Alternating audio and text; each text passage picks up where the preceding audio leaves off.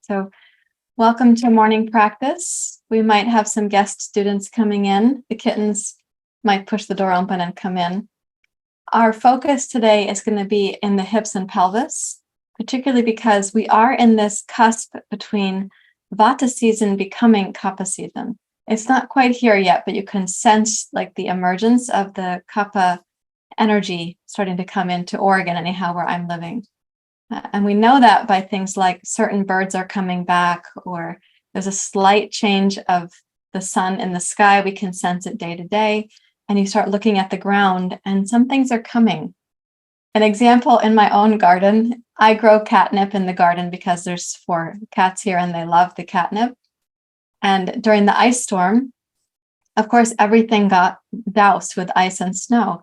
And I came home from India recently and I saw that the catnip plants looked terrible. There were all the catnip potential that was on there for them to have catnip in my absence. It had been blackened and demolished. Yet the structure of the catnip bush is still there. And then from the bottom, the leaves are starting to come back out. So it's growing once again. And that's like, oh, the Kappa dosha is coming. This growth is coming. And so last night I went out from the catio to the front yard. All the kittens can watch. They're checking where is she going. And they know which plant is catnip. They know what I'm doing when I'm picking the catnip plant. And they start going wild in the catio. And I come back in and sure enough, they all follow me to the catnip delivery place.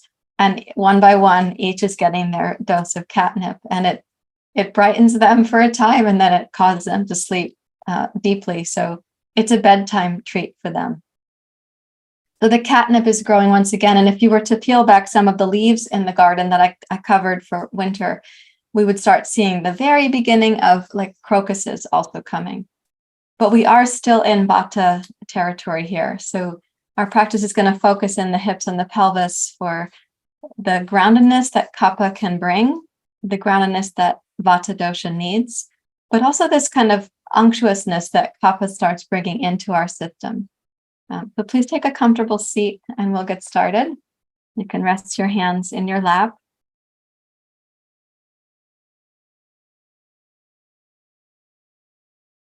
And you're welcome to close your eyes if you prefer, or you can have them open. It's really up to you.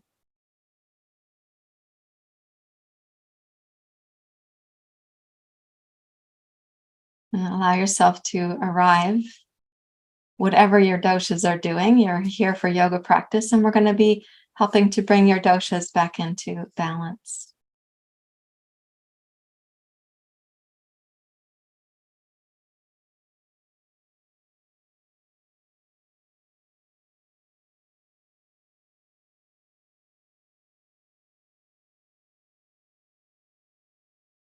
Allow your mind and your attention to drop down in your body, to be in your hips, in your seat. I sometimes say in your seat and in your feet. As you bring attention down like that, let's breathe into those sensations.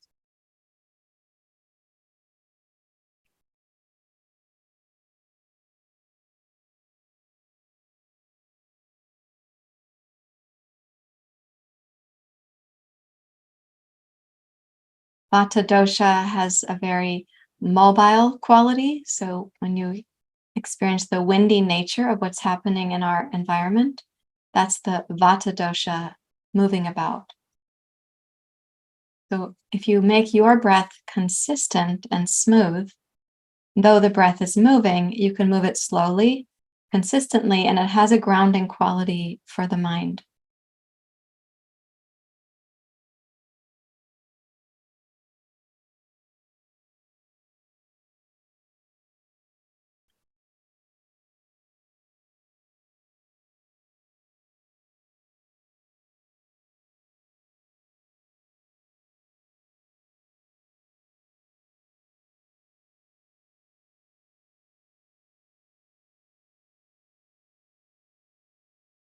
As you begin the breath in the pelvis, start to notice if you could raise the breath from the pelvis to the mid-torso up into your heart, including the sides of the ribs, the lateral ribs, the posterior ribs. And notice your capacity for that at this time. Is it more first third, middle? Are you able to bring the breath also into the upper third of the torso?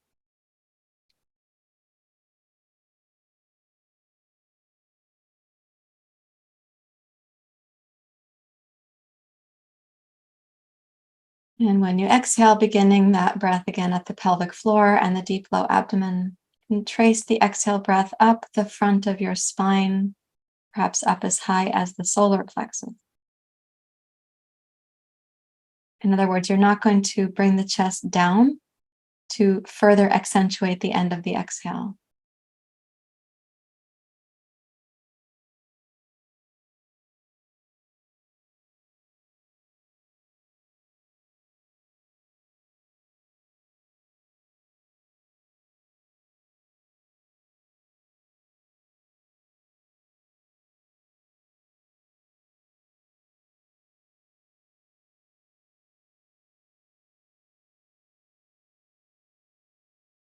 Now I'll give you one more focus with the breath. See if you can capture this nuance, both in understanding and then can you implement it in your body. When we encourage the exhale to be longer than the inhale, it positively benefits our parasympathetic nervous system. If we encourage the lengthening of the exhale at the first portion of the exhale, if you wait till the end of the exhale to try to lengthen it, and then you're working extra hard at the last few moments of the exhale, you're actually eliciting your sympathetic nervous system. So bring a nuanced attention to the exhale and slow down the first 2 or 3 beats of the exhale. And then let the remaining exhale be customary for you, average for you. Even though you're going to tone the belly towards the end of the exhale, what you're not doing is waiting until the last moment to squeeze the last bit out of the exhale. So place the priority at the front of your exhale.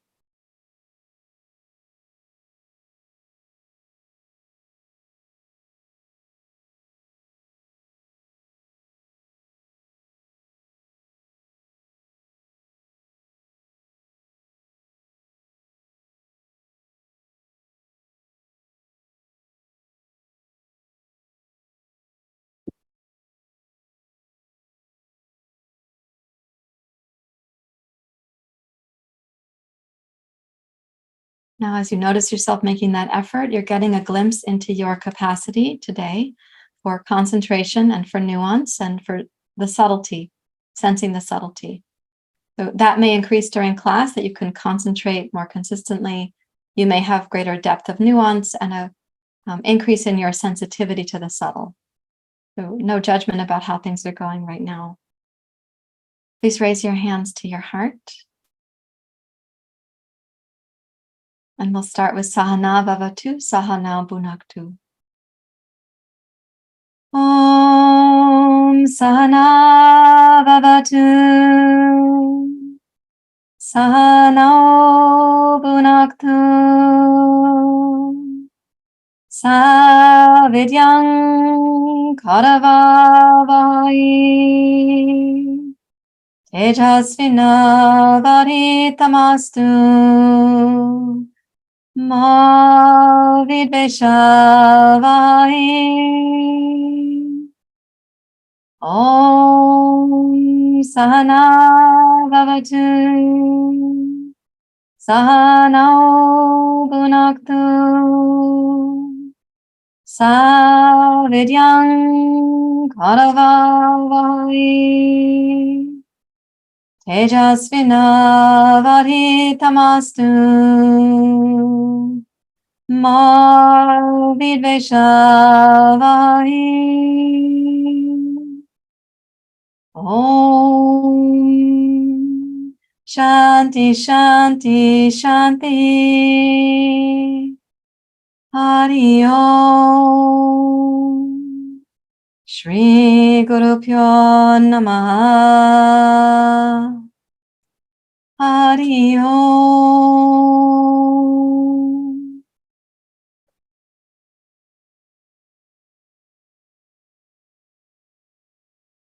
And with your exhale, you may bow your head to your heart. And release your hands, and please open your eyes. So I'm going to ask us to maintain that kind of concentration for the first portion of the exhale, for the first few activities we'll do in class. After that, it can be difficult to constantly kind of monitor that when you're practicing, and I don't want you to be over-efforting. We'll use this breath technique for the first several practices, and then we'll shift to Ujjayi, and we'll use the most subtle form of Ujjayi. The reason that the subtle is really important right now is that Vata Dosha is the most subtle of the doshas. And our ability to tune into that subtlety gives us an intimate relationship with Vata Dosha. And that knowing our Vata nature better, we all have Vata, by the way, it's not left from you, even if your primary dosha is Kappa or Pitta. But having an intimate relationship with Vata means we have a more intimate relationship with our nervous system and our thoughts, vrittis, and therefore we have a kind of internal governance that we can give more leadership to our nervous system and to ourselves. So what I'd like you to do now is come into a simple table pose, a hands and knees pose. We can call that also quadruped pose. Place your hands so that they're going to be under your shoulders at shoulder width. You can take your glasses off, they're not needed. And then inhale into cat pose. So your back is going to be rounded towards the ceiling. And in this cat pose, see if you can explore the inhale, first third, middle third, and upper third, kind of in the back hemisphere of your body. And then can you pace the exhale so the first couple beats of the exhale are slowed down. And then you go to your regular exhale length.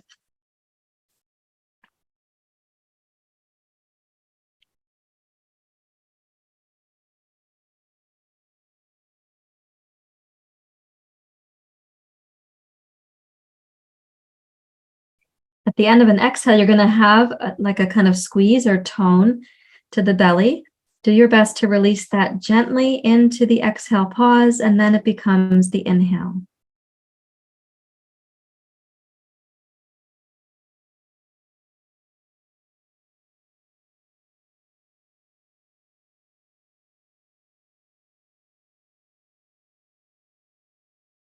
And then use your next exhale to come into cow pose. Bring your chest and heart forward, lift your sitting bones and your tailbone. And try the same technique here. So the pose is important, but the breath is more important at the moment. So full inhale, all three regions of the torso.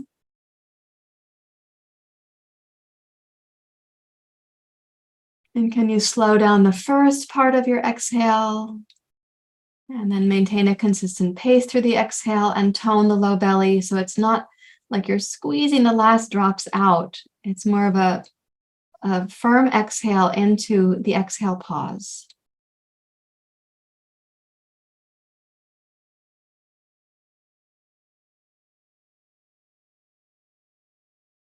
Okay, and now let's inhale to cat pose.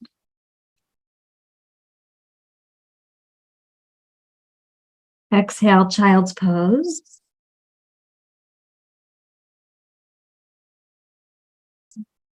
Inhale, cat pose. Exhale, cow pose. Inhale to cat. At your exhale pace, come down to child's pose.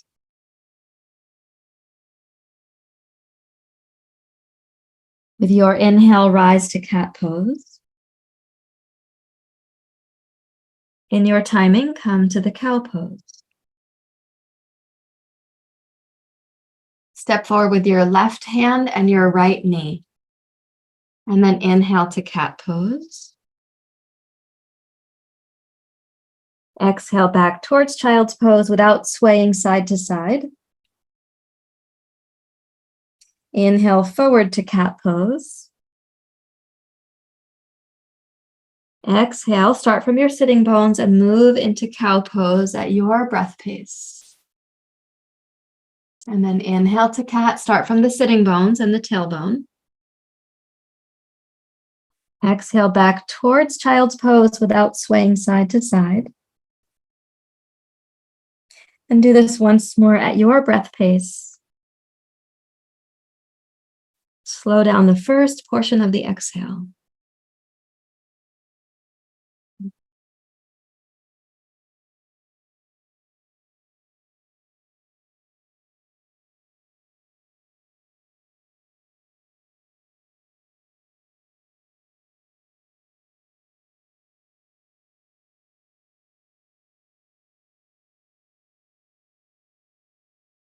And then return to table pose. Step your left hand and your right knee back and then change sides. So bring your right hand and your left knee forward. And again, without swaying side to side, inhale, raise to cat pose. Exhale towards child's pose.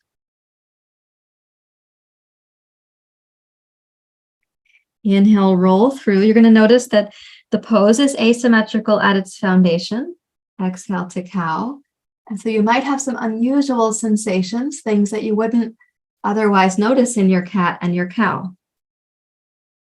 So as you exhale and you go back towards child's pose, don't sway to the side avoiding a sensation, but rather stay in your lane with the sensation.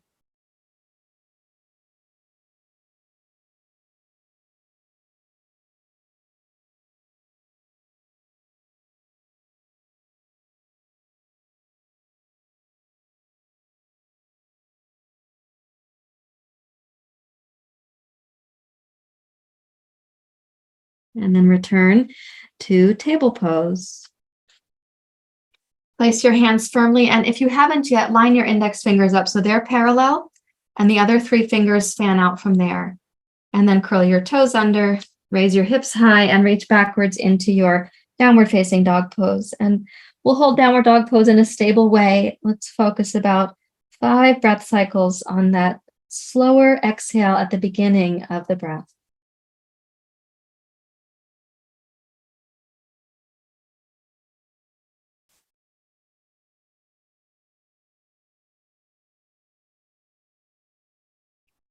You might notice that if you have a regular kind of habitual pattern for breathing, I'm asking you to pay attention to something that might be more nuanced.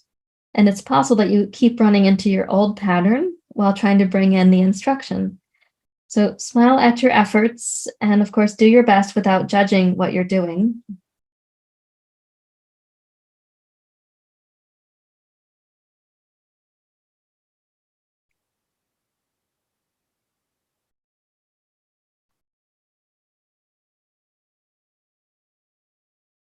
And then please inhale and come forward and down to table pose, and then come down onto your abdomen.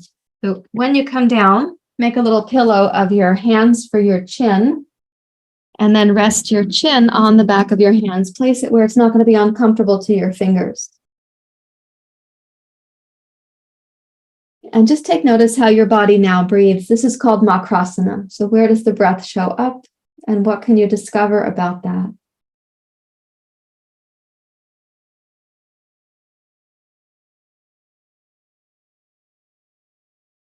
Ideally, you're going to notice the breath in the pelvis and the low belly, back belly, sides of the waist. You may notice very little breath into the upper chest and the heart. That's because of this position.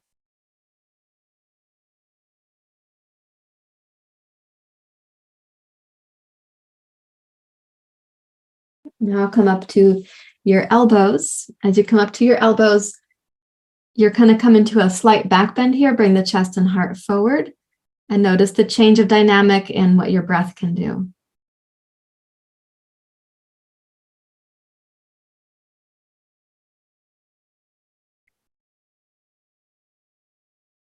This is a really helpful place to notice that you likely have access to all 3 regions of the torso, first, middle, and upper. Then notice if you're able to access those regions.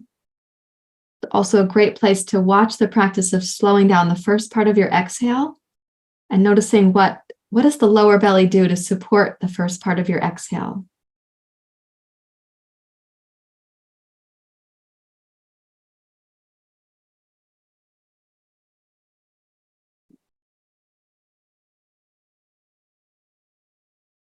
And now we'll do one more position where you're going to take the elbows, go forward, put your index finger behind your ear, and the other 3 fingers can be in front of the ear.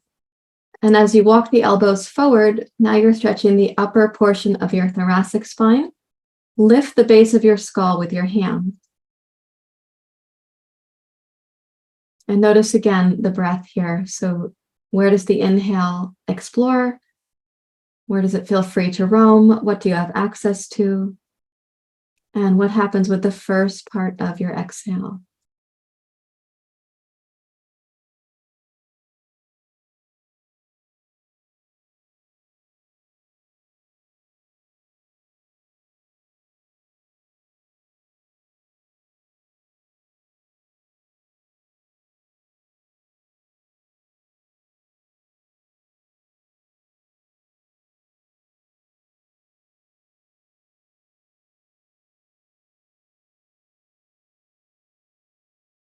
Okay, now having noted those things,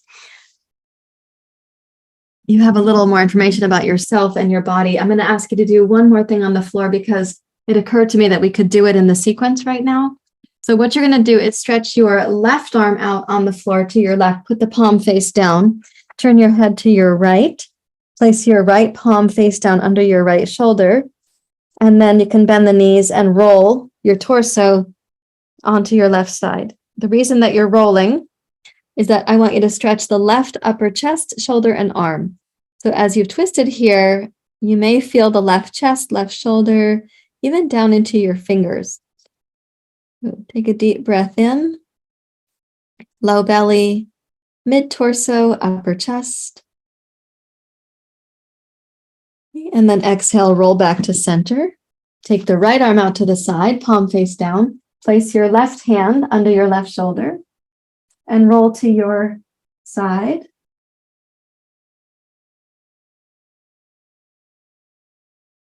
As you come over, stretch into your right chest, right shoulder, right arm. The right shoulder should not be digging down into the floor, but rather rolled away from the ear and towards the shoulder blade.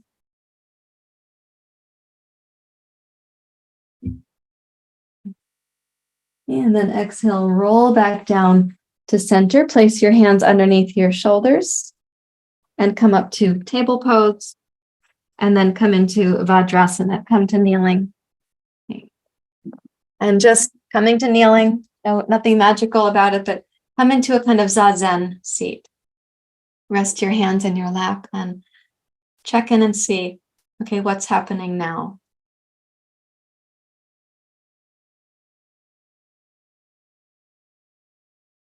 Like you don't have to make the breath move. You have no particular instruction, only observing what is happening now. What's the nature of the mind?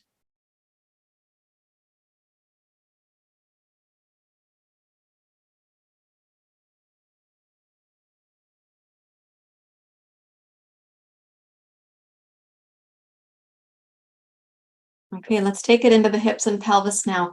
What we're going to be exploring, we'll now move to Ujjayi breathing. And Ujjayi is sometimes taught as this relatively loud, whispering Darth Vader kind of breath. And I'm going to ask you to make it a gentle internal whisper in the back of your throat.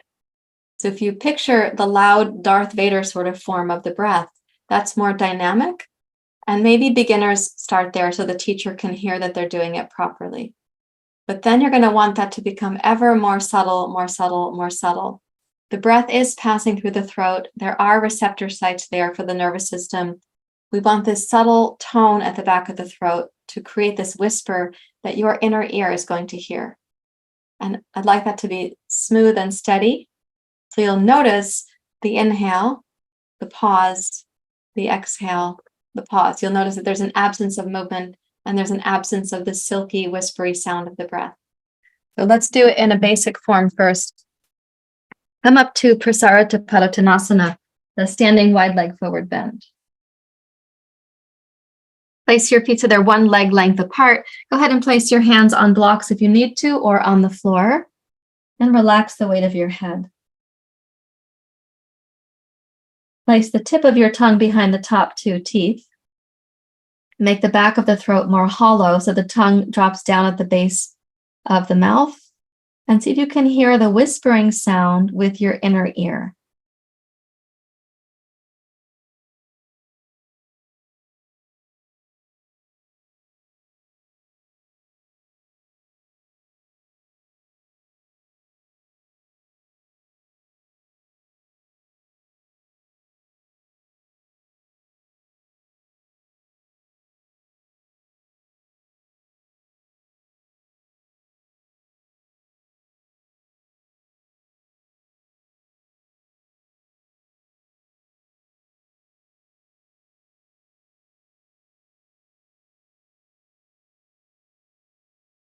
Notice that the breath can bring you into a place of internal concentration. Please raise your hands to your hips and rise up to standing. Now we're going to balance the length of the inhale with the length of the exhale. So turn your right foot out, please. Turn the left heel to the left. Place your hands on your hips. And now we'll keep the Ujjayi going consistently. Inhale, exhale are equal, and it's very subtle. Okay? Inhale, exhale, bend your right knee into warrior two for the legs. Good. Take your gaze to your right, float the arms out to the side.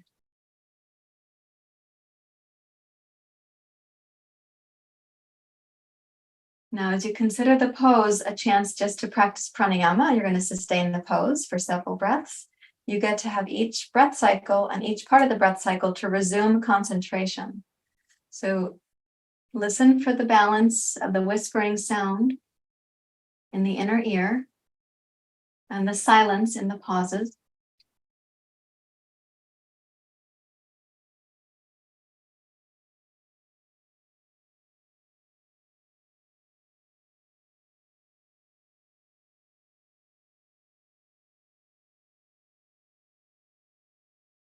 As your mind becomes more concentrated, the vagus nerve is also getting toned.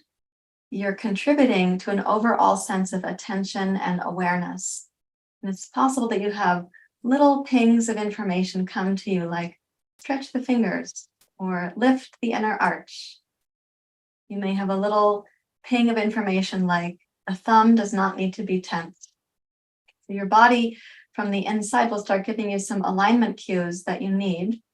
You can stay with the Ujjayi breath as your primary focus.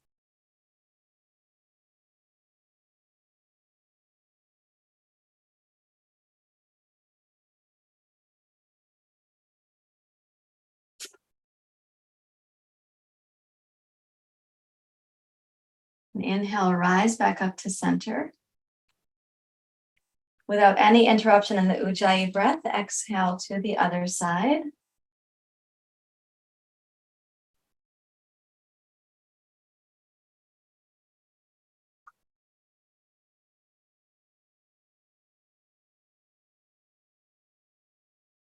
Listen for the balance of the length of your inhale and your exhale.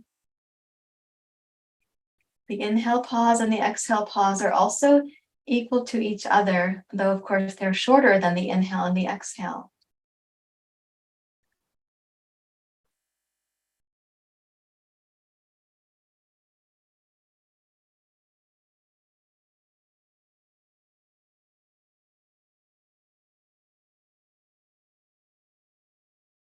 And imagine that your pose becomes physically stable, so does your mind. And the birds of the sky returning to the Pacific Northwest, they would land on your arm like it's a little branch, and you would not be disturbed.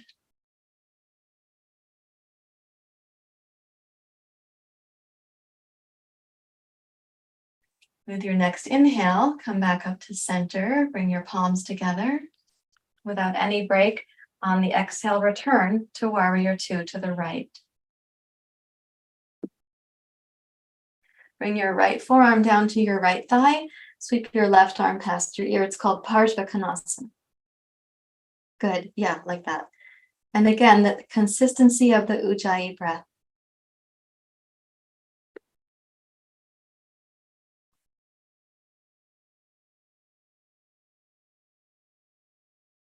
If you concentrate your habitual thinking mind, sometimes I call it the tinkering mind or the Ferris wheel mind, if you concentrate that into the Ujjayi breath, your body will be able to send you the signals of alignment from the inside.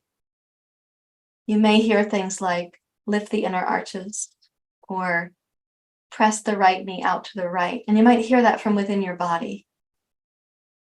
You might recognize that you don't have to tense your jaw or your tongue.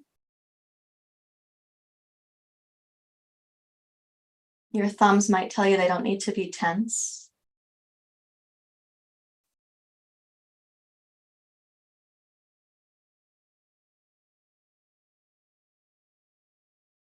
With your inhale, raise up to center.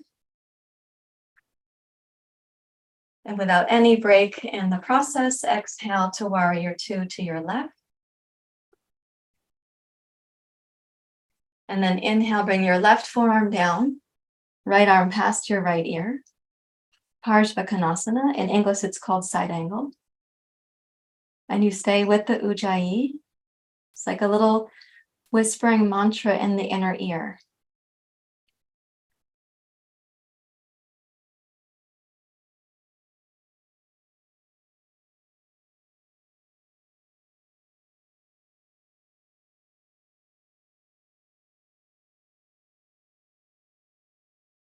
Notice any place in the breath cycle where you start to become a little bit hardened with your effort or forgetful with your effort. And if that's happening, you may want to recalibrate first at the mind and then with the breath. And then you can check with the body. Have you gone too deep into the pose? Is your stance too wide or too short for you?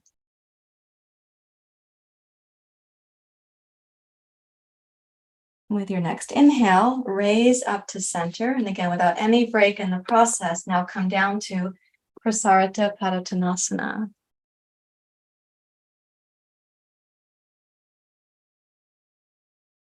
This is a symmetrical pose, and we'll also keep the breath symmetrical between inhale and exhale.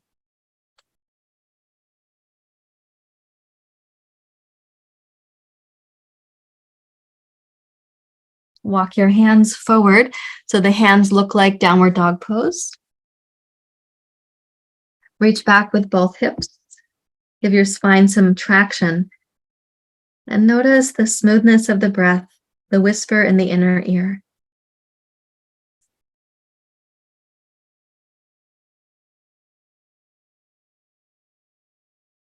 With an exhale, deeply bend your right leg. Sit your hips back and down.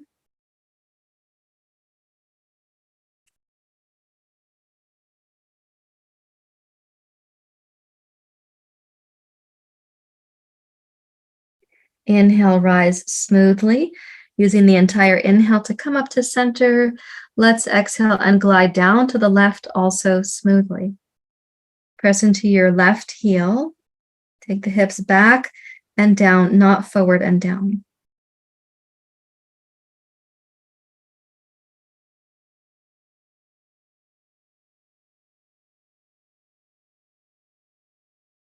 And inhale, rise up to center. And exhale, walk your hands back into the line of your feet.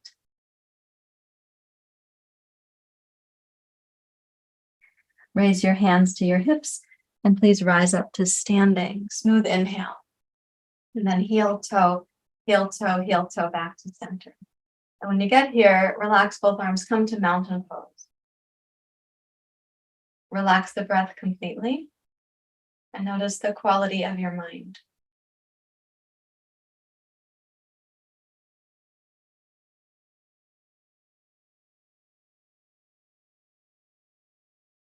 In that sequence, I was asking you to concentrate for about 6 or 7 minutes. And I know that any one of us has been distracted at some point in the day for 6 or 7 minutes or longer. We've been pulled into something on the phone or in the news. We've certainly gotten pulled away. So can we concentrate for that period of time?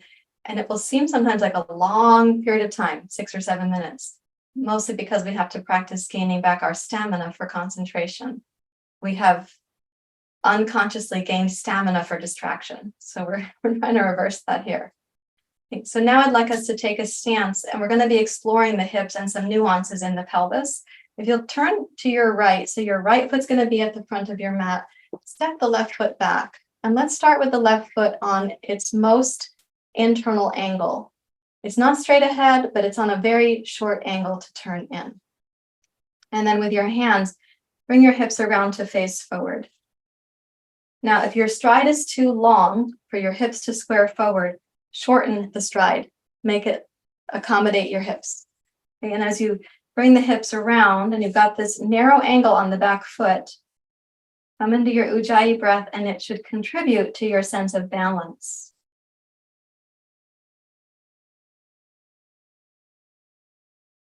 With your exhale, take the tailbone down, lift your hip bones up. And then inhale, bend your right knee while keeping your pelvic bones stable. So you're going to keep the front of the hip bones rising, the tailbone going down. As you bend the right knee, you may start feeling into the left upper inner thigh or the left inner groin.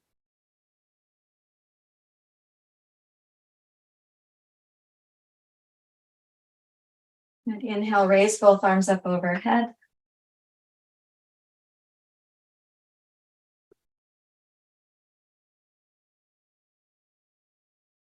Of course, this is virabhadrasana 1, the warrior 1 pose. As you keep the back heel grounded and your hip bones lifted on the front side, angle the tailbone down and forward towards your right knee.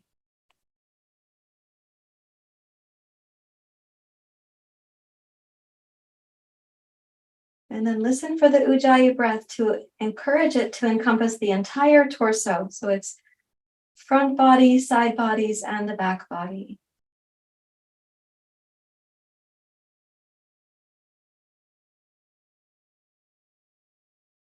Okay, with an exhale, sweep your arms wide, return your hand to your hips. Inhale, raise up to center. And then exhale, rotate to the other side without any break in your concentration. Inhale, bend your left knee. Keep the back heel very grounded so you can sense the opening at the front of your right hip and upper inner thigh. Lift the hip bones on the front side. Take the tailbone down on the back side. And then let's raise both arms.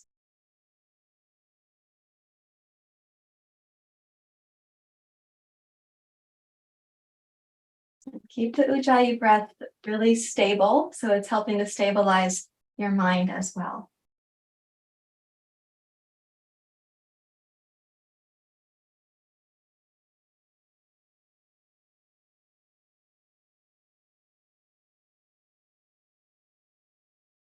With an exhale, sweep your arms wide, return your hands to your hips. Inhale, rise up to center, rotate. And now as we go to the right side again, instead of the most acute angle, take your foot a little bit of an angle. So if you had a protractor, maybe you were at 15 degrees. Now you're going to go to 25 degrees, a little bit open there. And then breathe in, angle the hips forward, and come down. And you may sense that it's changed where the sensations are on the front of your left hip. Hi, Nandita. Hi, honey. Okay, we're going to keep the tailbone down. Now, of course, your hips might not be 100% squared to your right knee. That's okay for the moment. Lift them both up. And come into your right leg at whatever depth allows your left leg to stay in integrity. Raise your arms up.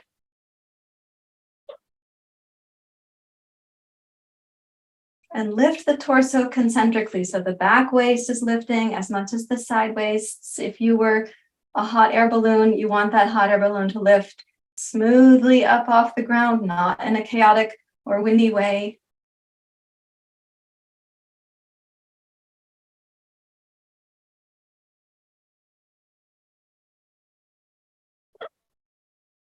Okay, with an exhale, sweep your hands back down to your hips. Inhale, rise up to center. And without any break in your concentration, exhale, face to your left. Inhale, bend your left knee. So the right foot, instead of being in its closest, can be like maybe 25 degrees out instead of, 15 or 20 degrees. Go a little bit open. And then raise your arms up. Lift the hot air balloon of the torso. Every moment of concentration is a moment where you're lessening the habit of mental distraction.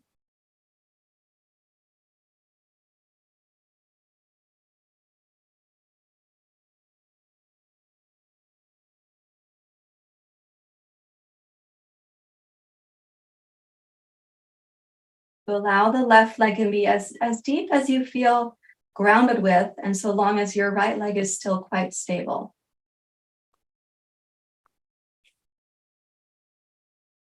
And then with an exhale, sweep the arms wide, bring your hands down to your hips. Inhale, rise up to center. Exhale, turn your feet to the other side. This time, let's do the back foot at about 35 degrees.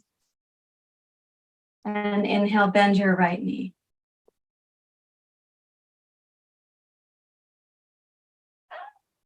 Inhale, raise the arms up.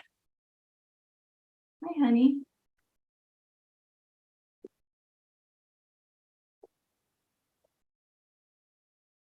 You can come up. Yeah. You decide, okay?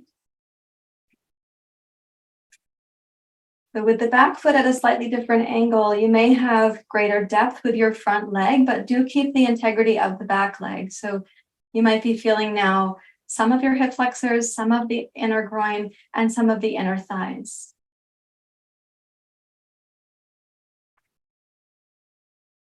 Okay, with an exhale, bring your hands back down to your hips, and inhale, rise up to center without breaking your concentration. Rotate your feet to the other side. And let's bring the left knee down, so the right foot's going to be about 35 degrees now. And of course, the hips are not facing squarely on. There is an angle. And as you come into the depth of your left leg, acknowledge the integrity of your right leg. And then inhale, raise up.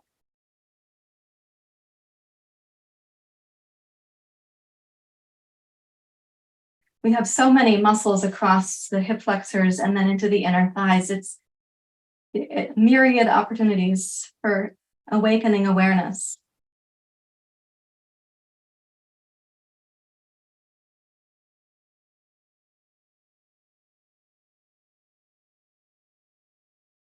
And then exhale, float your hands back down to your hips again without breaking your concentration. Inhale, raise up and rotate once more to the right. Now this time, let's put the back foot at a 45-degree angle. So it's halfway to 90, right? It's not yet 90. And that 45 degrees as you come down, your hips are not likely to be pointing straight on with your right knee. That's okay.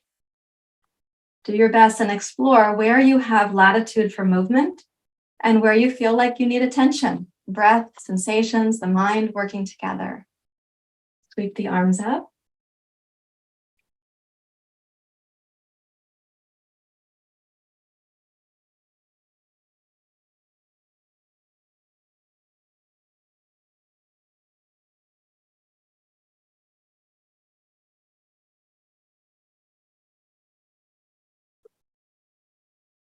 With your next exhale, allow the arms to float down, hands to your hips. Inhale, raise up without breaking your concentration. Exhale to the other side. So the back foot is at that 45-degree angle. And every moment of concentration is a moment of less distraction. You're cultivating the habit, the mental habit of concentration. Vata Dosha is the dosha that has the least ability to concentrate. And therefore, it needs the most practice with concentration.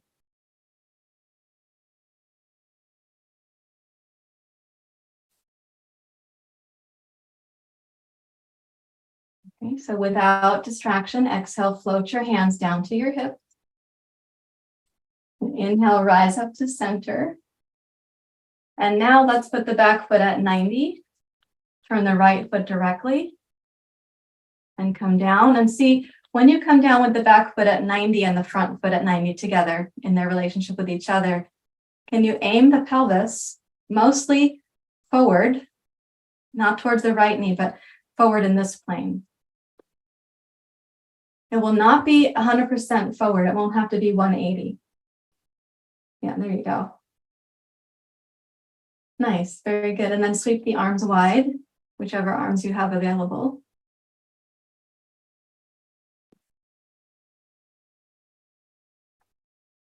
As you gaze to your right and you're in Warrior 2, you might notice that it's a different feeling in Warrior 2 than it was a few minutes back. Let's bring the right elbow down to the right thigh. Sweep your left arm past your left ear. Notice any extra bit of freedom you have here.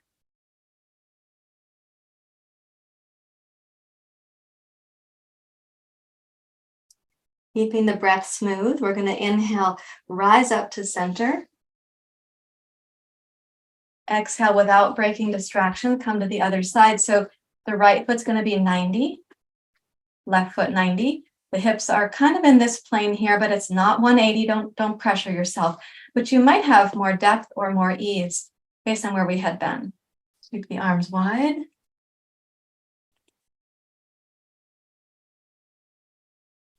And then bring your left elbow down to your left thigh or your left forearm. Sweep your right arm past your ear. Notice if you have more ease or spaciousness or clarity.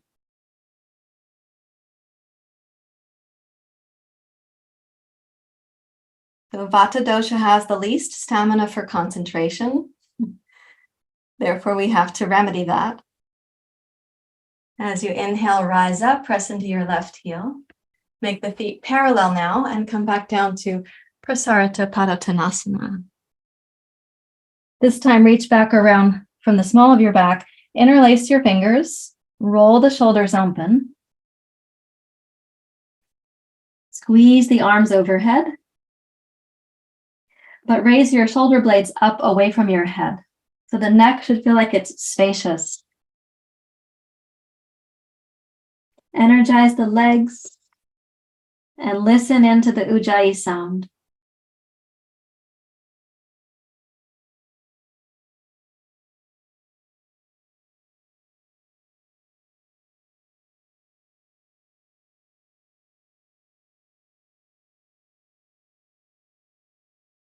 Listen for the long, smooth breath cycle, both inhale and exhale.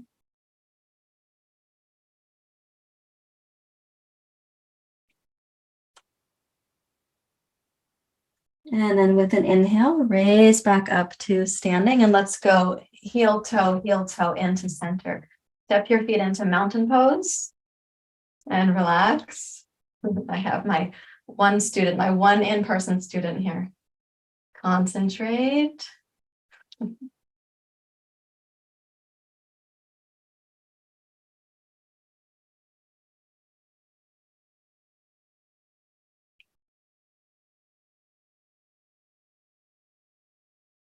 Okay, now we're going to take 2 blocks and explore a pose. It's a variation on Trikonasana, the triangle pose. And though these are, we could say, structurally oriented yoga poses, particularly because as these poses came to us, they were from Mr. Iyengar, more than from Hatha Yoga Pradipika. But even though they're structurally oriented, we're going to keep the focus in the interior. I'm going to move my water glass before she sees it and takes it to be hers. Okay, so take a wide stance, feet parallel to start. Place the 2 blocks down. We're going to be walking into triangle pose from the ground up to Trikonasana, and it's a variation on triangle pose. So come on down forward.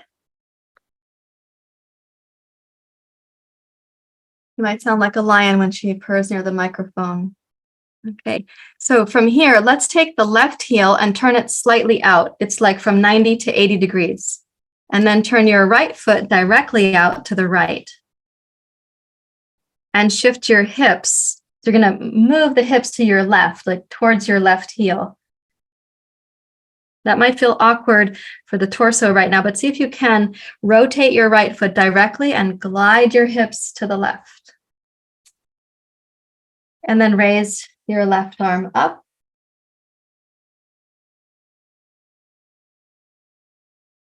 Keep angling both hips towards your left heel. So tone the right outer hip, outer thigh. Keep the right kneecap stable. And then exhale, lower your left hand back down to its block and move the blocks. Mother, may I have 2 frog leaps? You can have 2 frog leaps with your blocks, moving to the right. Again, strengthen your right outer hip and left outer hip towards your left heel.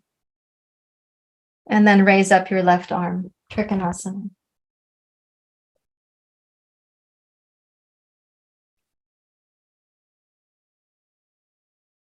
Breathe in. And then exhale, lower your left hand back down to its block and take 2 frog leaps with your blocks to the right. This time, turn them at an angle. It's about 45 degrees. Press into your right hand. Keep the right leg strong. And raise up with your left arm. So if we were looking from the ceiling, your right foot, right thigh, right hip, left leg would all be kind of in one plane, but your torso is not. The right hand is forward of your pose, and we can lean back a little bit like a sail on a ship.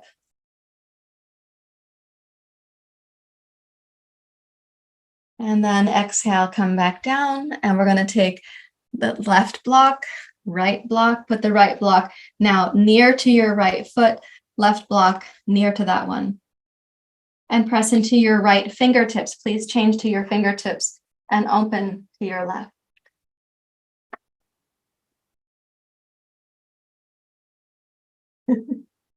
My student is restless here. Okay, as you're breathing in like a sail on a ship, open the chest and the heart and your throat. Check that the legs are stable and strong. So from your right foot to your right hip, left outer hip to the left outer heel. And then exhale and come back down. Hi. Please come to center where we started. So Prasarita Padottanasana, make your feet parallel. Okay, and now turn your right heel slightly out. So your right foot's going to be like this 80-degree angle. Turn the left foot directly out, so it's 90. And try shifting your hips to the right. So you really have to draw the left hip towards the right hip towards the outer heel. Might feel a little bit awkward. Press into your left hand and arm and rotate to your right. So Vata Dosha needs to be grounded, and Kappa Dosha wants to come into spring, wants to come into life. So keep the legs grounded and explore what you can with the torso. Even the left arm should feel like it's helping to keep you grounded. Press firmly into your left hand.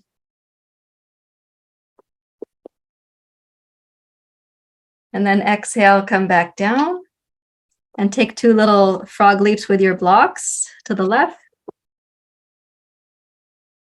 Again, press your hips from your left foot to your left hip to your right hip to your right heel, and open to your right.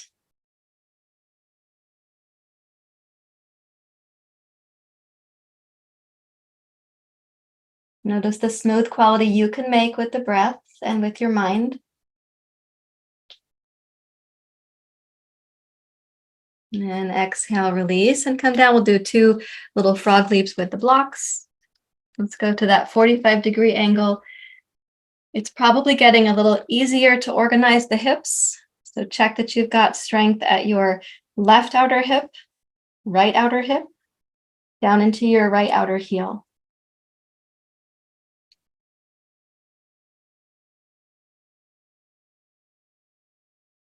You can think of the torso like a sail on a ship. It needs a strong mast for the sail to make sense.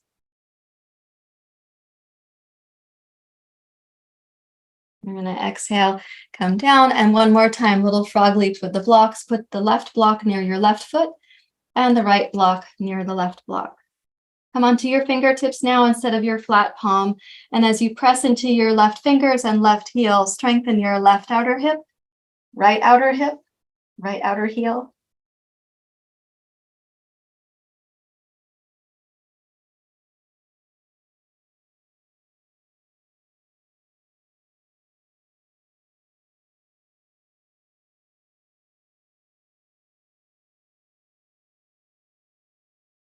And then exhale and float back down and return to Prasarita Padottanasana. Make your feet parallel.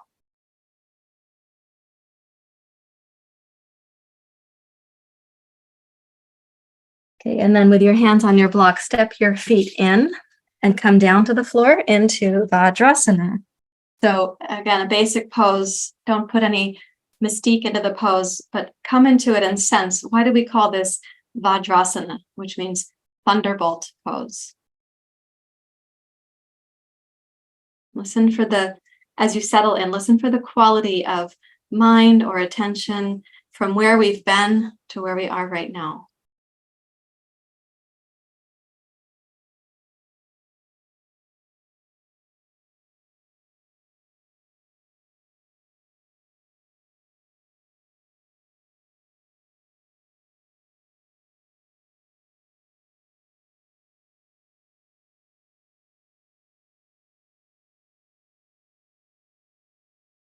This pose being more stable, closer to the ground, the heels are touching the sitting bones touching the heels. It has a capacity to concentrate our energy, to bring us down from the windy nature of the sky into that which is rooted and which has power, thunderbolt pose. Now, take a blanket or something to sit on. I'm going to use my little bolster here.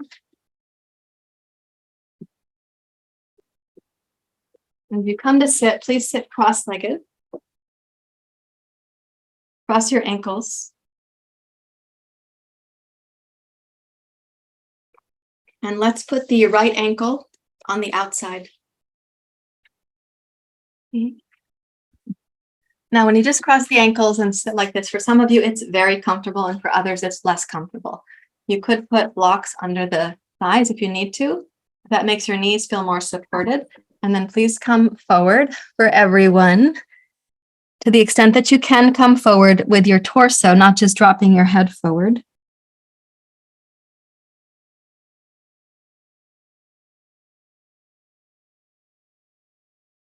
You may have some different sensations in your hips or even in your lower back right now. And breathe directly into those sensations, the chance to be more connected to your body.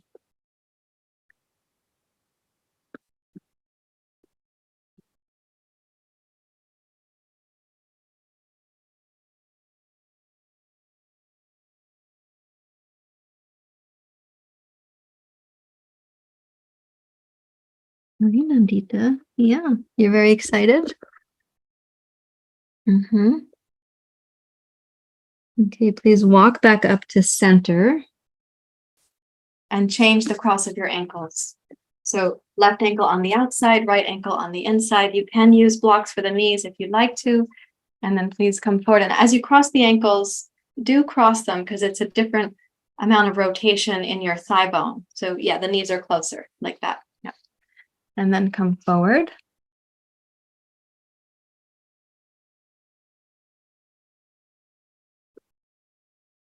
Forward bends are, generally speaking, really good medicine for the Vata Dosha to help it feel more grounded.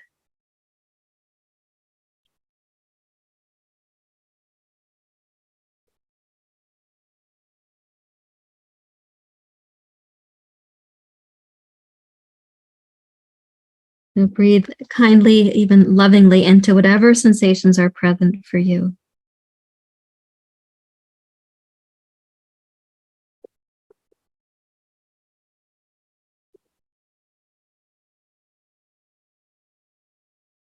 And then rise back up to sitting.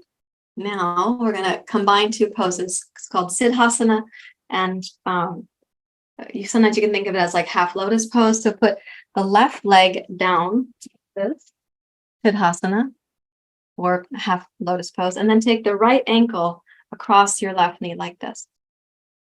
And there's no really good name for this one. Just cross your ankle over the knee. Sometimes people call this seated half pigeon pose, but it gets a little complicated. Again, if your knee needs support, put a block there, right? For whatever angle you need the block to be at. Mine is going to be here. Lift up through the torso and then come forward.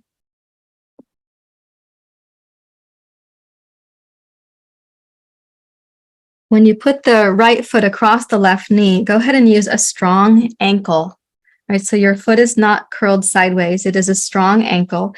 And the strength of your ankle there is the strength of your shin bones, is the support of your right knee, is the support of your right thigh, and all the way back into your right hip.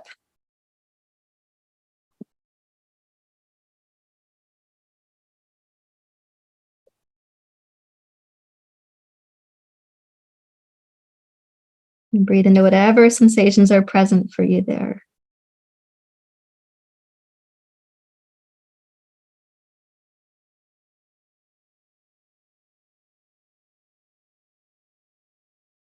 And then walk your hands back up to sitting. Now, in this little combination pose, the right knee, you might find that it drops down now, having been in that stretch. So let's give it permission to drop. You don't have to require it by any means. We all have different shaped hip sockets, and we have different capacities and different hobbies and sports and all these things. And so as you allow it to drop down, you just let it be what it can be. But keep the right ankle strong. Cross your left hand over your right knee, wherever it happens to be.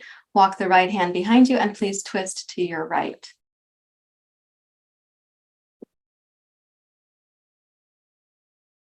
Lift the spine up out of the pelvis like the crocus that it wants to come. It's going to be here in just about a week, maybe 2 weeks. We'll see how it turns out.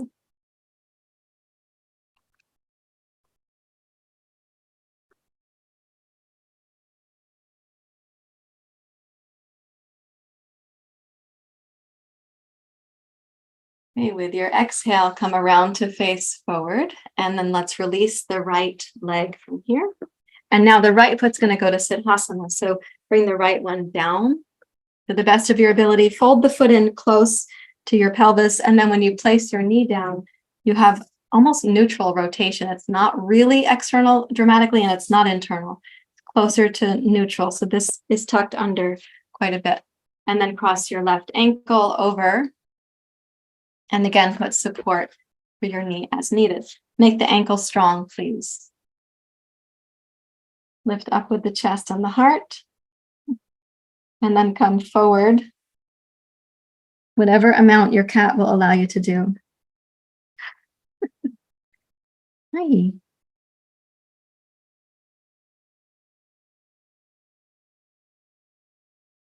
Yeah. And as you come forward, of course, you're going to have a variety of sensations. They're just waiting for you to meet them.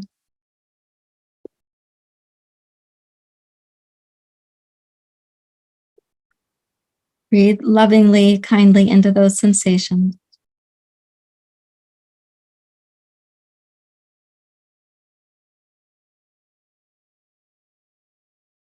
One of the things about the Kappa dosha is that it's so nourishing. It has this most nourishing, most gentle attitude.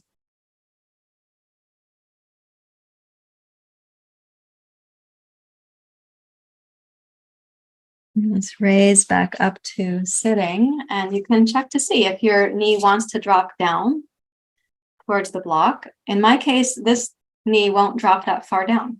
On the other side, it drops down. On this side, it doesn't. And again, we all have differences between each other and between side to side. You can give it support. You can make it less support by the angle that you use the block on.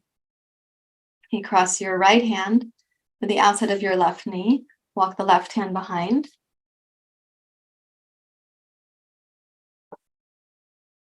As you twist to your left, kind of grow the spine almost like a barber pole growing up out of the pelvis.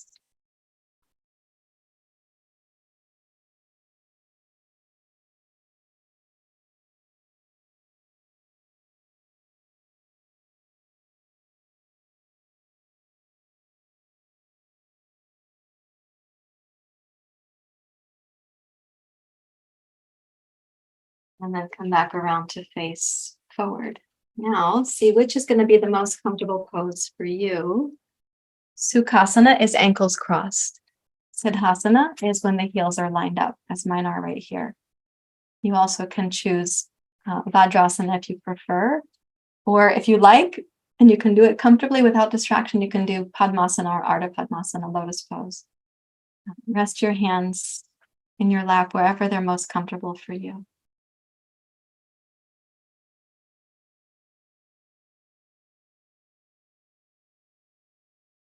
And ask your mind to come down almost like through a funnel. Ask the mind to come down through the throat, into the heart, solar plexus, belly, pelvis, hip.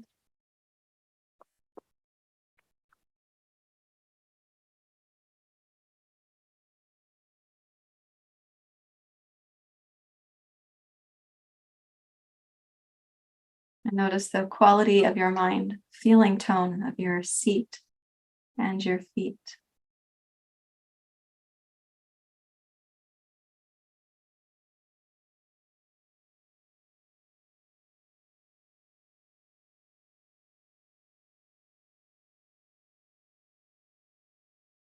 Like getting a little snapshot of how is the vacation going? Getting a snapshot at the moment. How is your practice landing in your body? Now we're going to finish with a pose that will look unusual in the sequence, but let me give some director's notes behind the scenes. So in this practice, you've had some practices that help to elicit the subtlety that Vata Dosha can learn to concentrate on. You've had some practices for the hips and pelvis to bring Kappa Dosha alive and to ask Vata Dosha to come back home to the pelvis also. They kind of meet here. We need the legs and that kind of stability for Vata Dosha to come back down into its seat in the colon. We also want this area to be, have good circulation and good lymph and good innervation and stamina and stability and strength, Kappa Dosha. And then we did these little forward bends here. So those are quieting to Vata Dosha. The upright twist is giving some juice to the abdomen here. And now we're going to turn ourselves a little bit upside down in a supported pose. And this is to help the legs now have that lymph drainage, and that moves through the lymph system to the kidneys and will exit through the bladder eventually. But it also makes the head the lowest point in the body. So Vata Dosha gets to directly come down to the ground. So the pose we're going to do is called Setu Bandhasana, and it's a supported form of the pose. So have your two blocks close by at the ready. Lie on your back. When you lie down, start with the knees bent and the feet flat on the floor. Let's put one block in each hand like this. And you're going to be able to stack them under your pelvis once we raise the hips up. So press into your feet. Now, I personally tippy toe to get into this pose. I don't have very long legs, and I feel stable tippy toeing. So you might do the same. You could tippy toe and place one block and then the second block.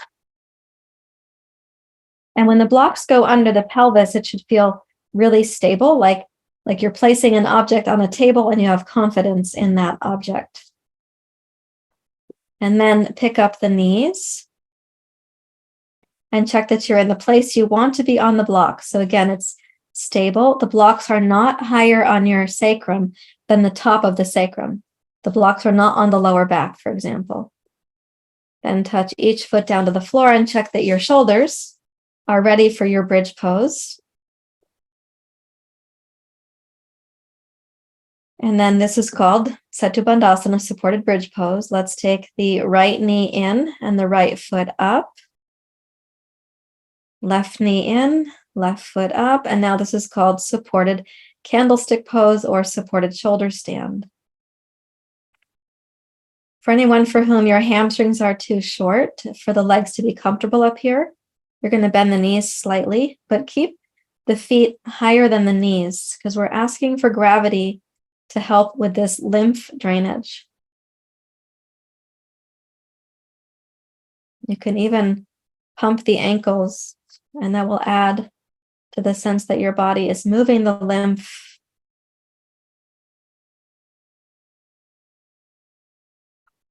You can also just be very still here and focus on rooting the foundation of your pose, your shoulders, upper arms, elbows. The back of the head, of course, is already grounded.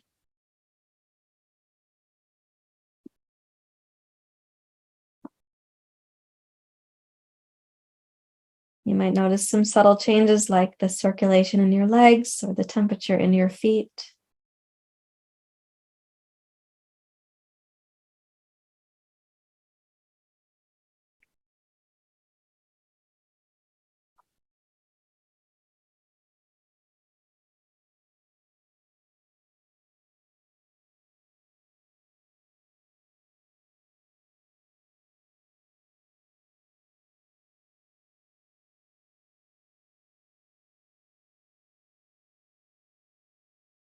This pose has a lymph process happening for the legs and the groin. It also has a circulatory process that will occur for the shoulders and the arms. Currently, you have a little restriction for circulation down the arms because of the shoulder and upper chest position. You also have a little closure to what's called Udana Vayu, that is the Vayu in the throat. So keeping that in mind, please bend your knees and lower one foot at a time if you like, or both feet if you prefer. And then let's put the 2 blocks aside. Keep the shoulders tucked under. Hook your thumbs underneath the pelvis so your palms are going to be face down as you lower your hips to sit on the back of your hands, wrists, or forearms. Stretch the legs out straight, and then press into your hands and forearms and elbows. Lift your chest and your heart and come into fish pose. The high point of the pose is the heart. If your head doesn't reach the floor, please use a blanket under your head.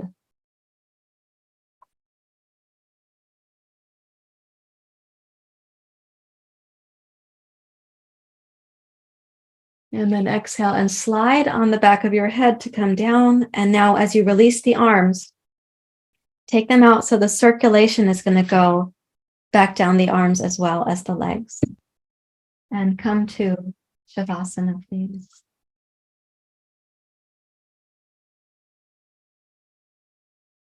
You can turn the palms face up for optimism, vitality, or palms face down for grounding and stability.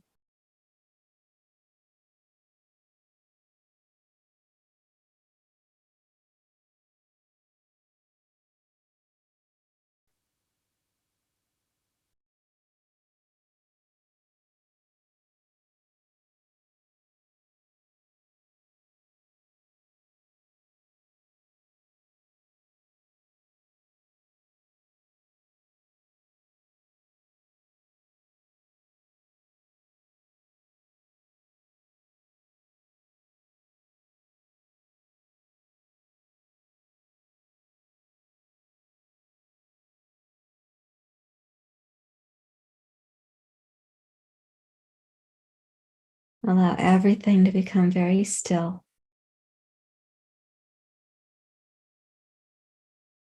Your body will take care of all of the activities inside. Your mind, your senses, your thoughts can be still.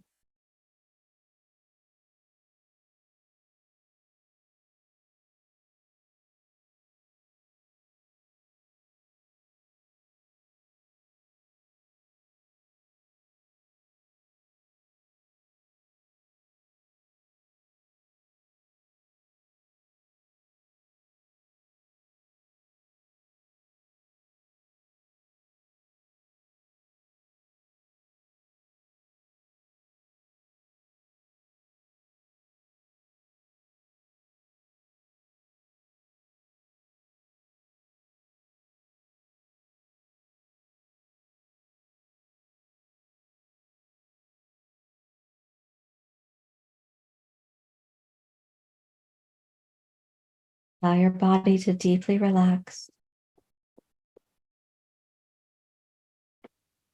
Every part of the body can relax into the floor.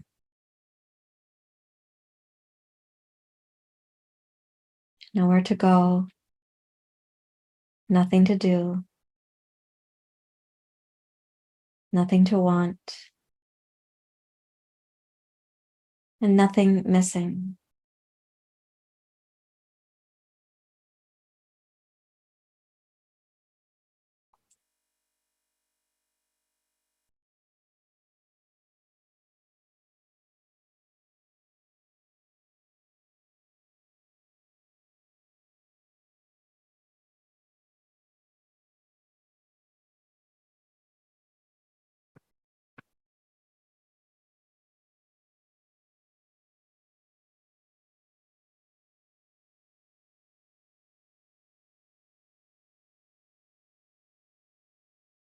You may be observing the process, your body getting heavier.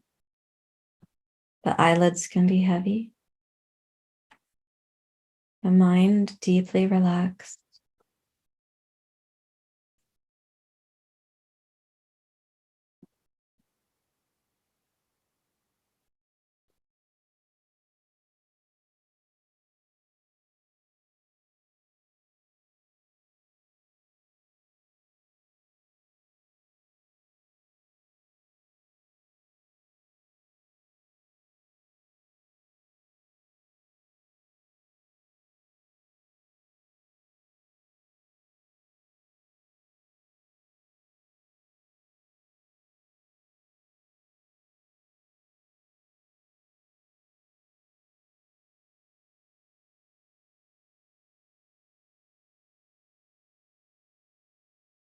Allow the process to continue. Don't get in the way.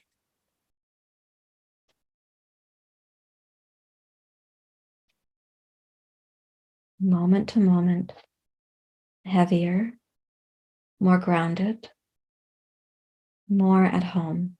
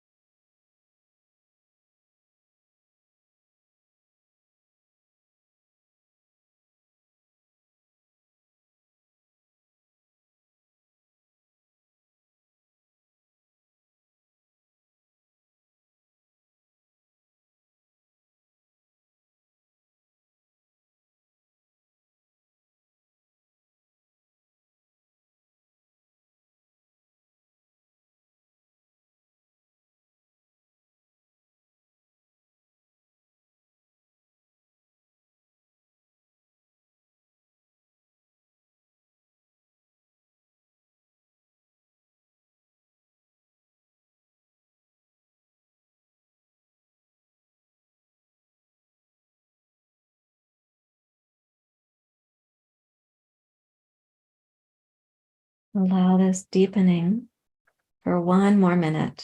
Okay, so give yourself a few degrees more groundedness, a few degrees more stability, a few degrees more mental peace.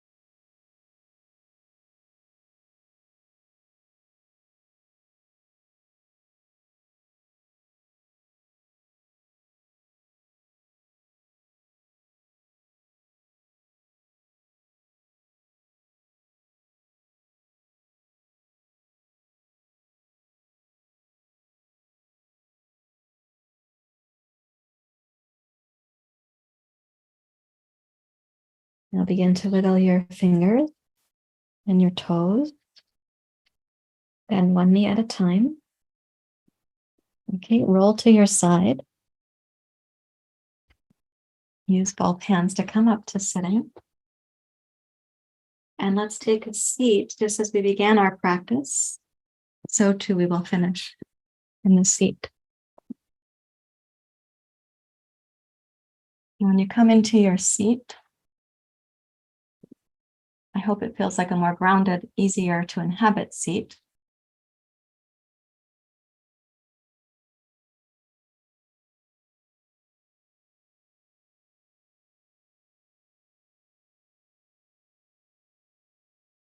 It's your hands where they're comfortable for you. So sometimes people do palm face down. It's more grounding. Palms face up, more like opening up to things. So a little bit of optimism there, or sometimes hands to the heart, or one hand on the heart, one hand on the belly. You can decide, of course.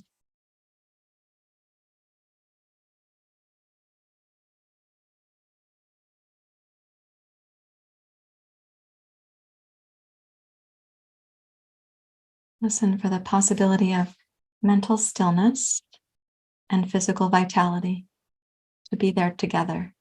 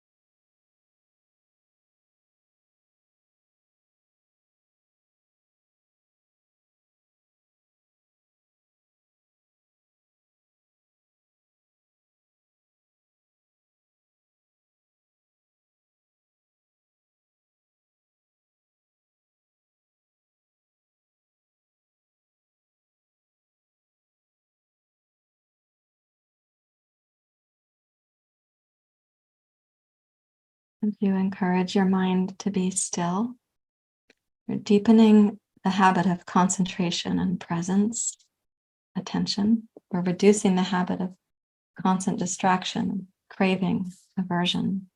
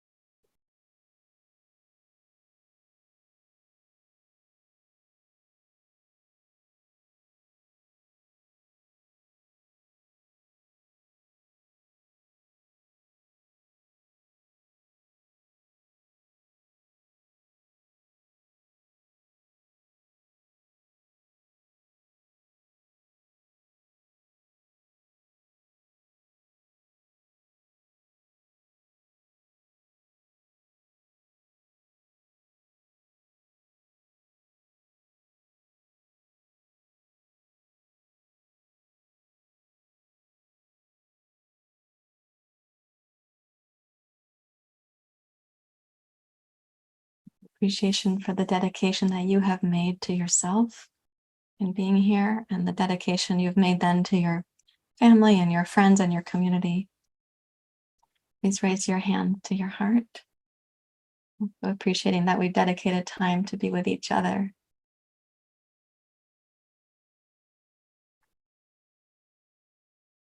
Thank you very much, everyone. Namaste.